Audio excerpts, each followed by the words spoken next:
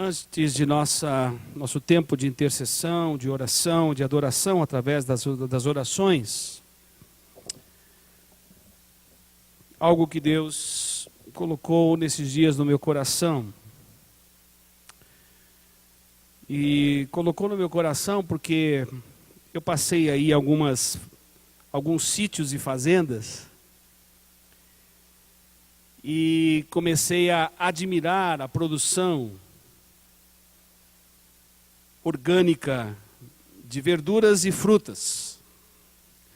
E quando você vai chegando assim na minha idade, 6.0 flex, você começa a avaliar mais quantas calorias que você comeu, a qualidade do alimento que você faz nas refeições e que você traz para sua casa e na caminhada do seu dia. Desde que eu comecei a fazer essa avaliação de frutos, eu já perdi 7 quilos. Já perdi 7 quilos, viu? Essa camisa aqui eu não entrava. E aí você vai se sentindo melhor e fala, puxa, esse negócio de comer fruto bom, né, de árvore que dá bom fruto, e aqueles que são trabalhados organicamente, então, melhor. E me vieram 2 textos. Um texto que está em João capítulo 15, que fala desse fruto que vem quando estamos ligados à videira. Esse fruto que é resultado da presença de Jesus na nossa vida, mas de nós estarmos ligados à videira. E João capítulo 15, quando descreve sobre esses frutos, mostra que é fundamental estarmos vivendo como organismo e como corpo de Cristo de forma orgânica. Quando estamos ligados à videira, os frutos são bem-vindos, são melhores, são mais nutritivos, alimentam mais e suprem mais as necessidades do corpo. Paulo, escrevendo à igreja em Colossos, faz uma oração no primeiro capítulo de Colossenses, reconhecendo que aqueles irmãos e que aquela comunidade estava vivendo comprometida com o Evangelho do Reino, mas movida também por visões fantasiosas da fé.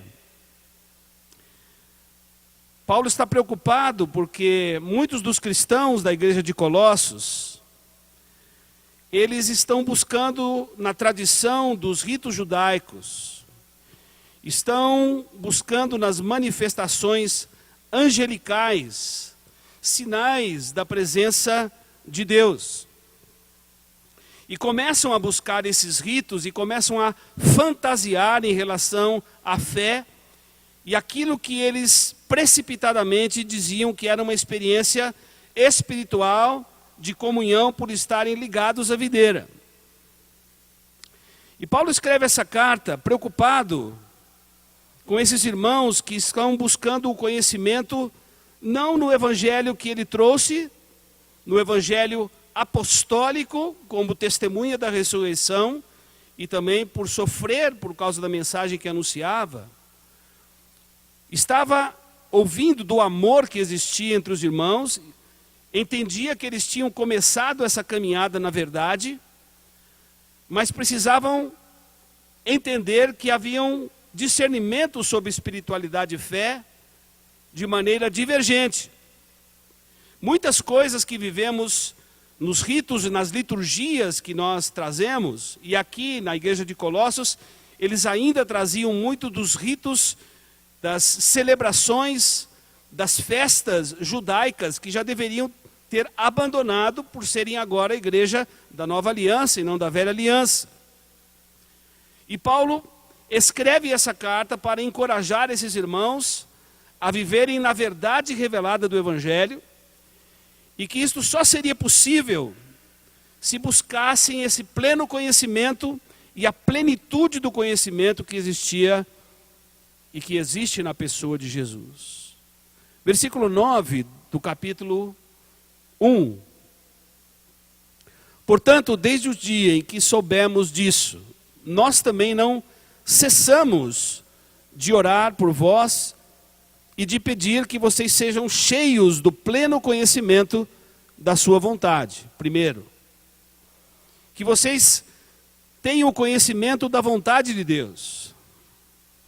Não de um versículo, não de um conteúdo pequeno das Escrituras Sagradas, mas que tivessem o conhecimento de toda a vontade de Deus, de todo o conselho de Deus. É por isso que eu e você não podemos estudar a Bíblia somente como as experiências aqui do interior, né, de Realejo, né?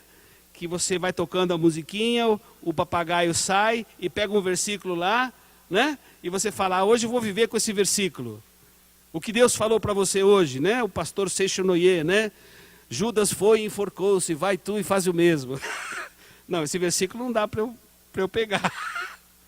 Eu não posso conhecer a vontade de Deus sem olhar todo o conselho de Deus.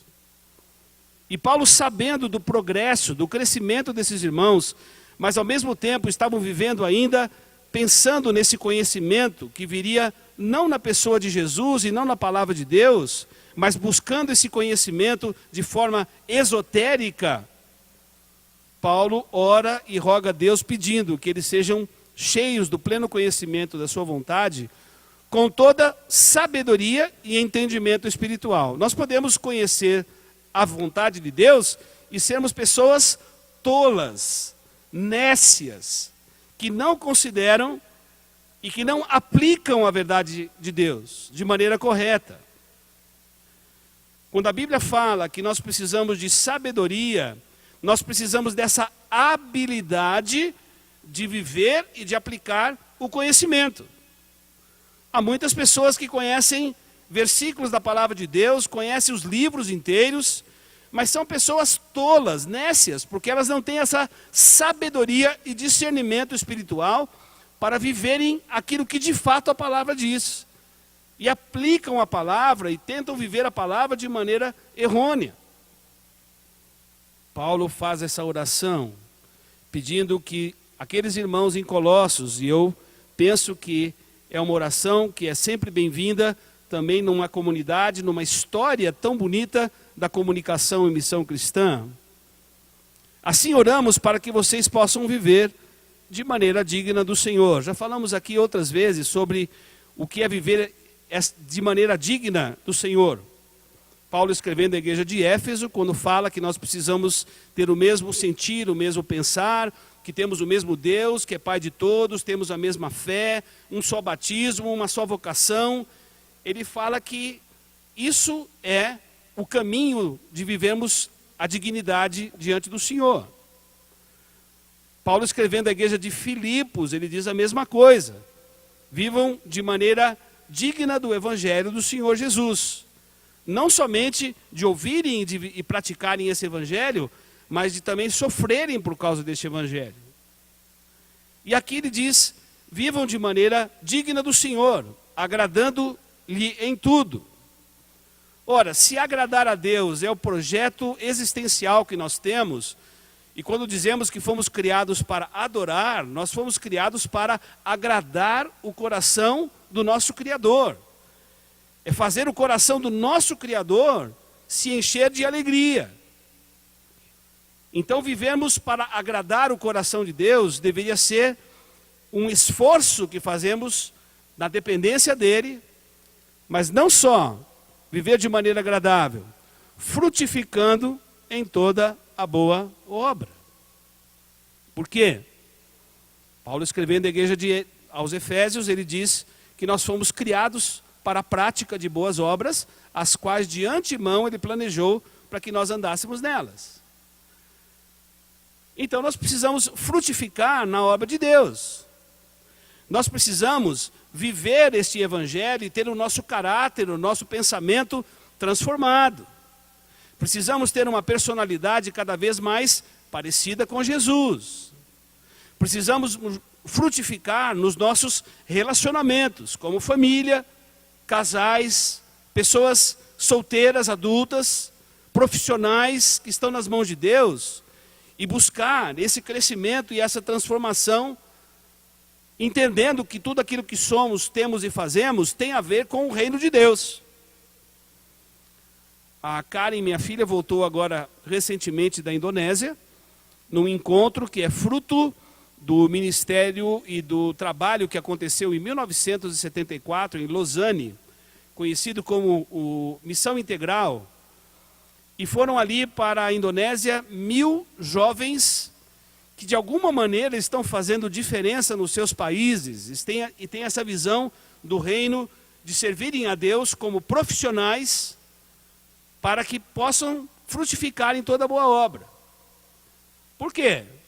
É uma nova geração, é um novo entendimento. Eu, Bilão, Ed e outras pessoas que estão aqui, nós fomos mentoreados numa geração dos ministros profissionais. E agora vivemos uma geração onde nossos filhos se tornam profissionais para servirem a Deus no ministério. E que vão tentar caminhar com um pouco mais de liberdade, que não vão ficar tão dependentes assim das comunidades cristãs. Por quê? Porque a igreja evangélica no Brasil vive essa crise de identidade, de não olhar a sua história, de não olhar as suas raízes, de viver muitas vezes de maneira distorcida, com uma pregação que parece, mas que não é o evangelho, que não chama pessoas ao discipulado, à evangelização. E isso foi um cuidado que sempre essa comunidade teve, nas coisas simples do evangelho. Deus nos chamou para fazermos discípulos em todas as nações. Aqui em Jerusalém, aqui em Bauru, no estado de São Paulo, no Brasil, na América Latina, e aonde Deus nos levar. E a Karen foi lá para a Indonésia, que ela chegou lá e falou assim, aqui é o confim da terra. 25 horas de voo é o confim da terra. E aqueles 1000 jovens recebendo uma mentoria para frutificarem com as suas profissões, para que cuidassem da obra de Deus na prática de boas obras. Paulo ora por esta igreja dizendo, frutificando em toda boa obra e crescendo no conhecimento de Deus, fortalecidos com todo vigor, segundo o poder da sua glória, para que com alegria tenhais toda perseverança e paciência, dando graças ao Pai, que vos capacitou a participar da herança dos santos na luz. Fortalecidos com todo vigor. Olha o que o texto diz. Seu? Na sua força? Não, o texto diz, segundo o poder da sua glória.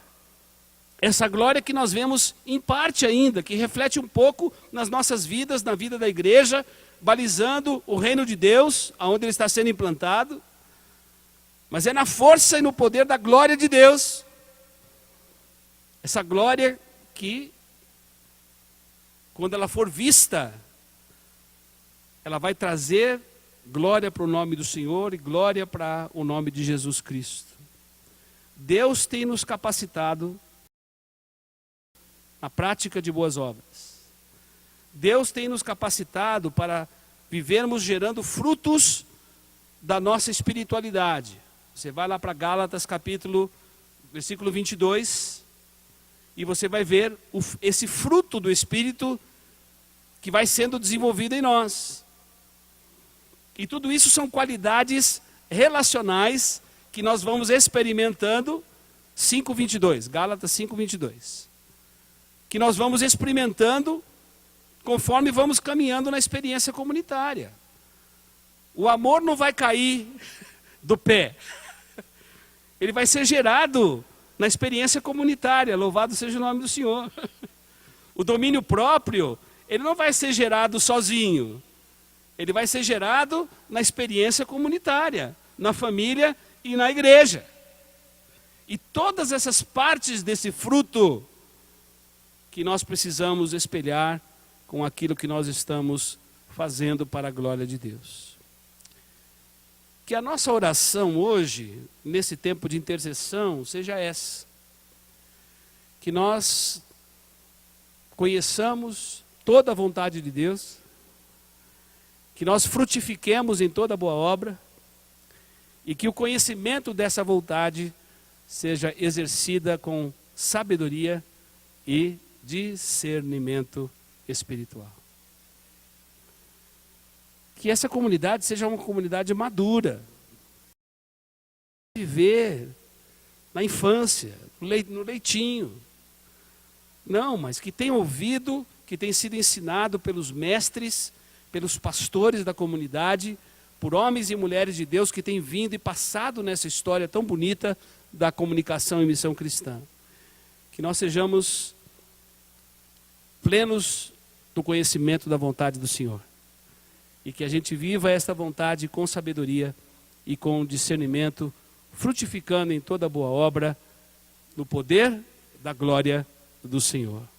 Que seja assim para a glória de Deus Pai. Amém. tvcmc.com.br é o nosso canal para compartilhar o Evangelho do Reino de Deus e o senhorio de Jesus Cristo.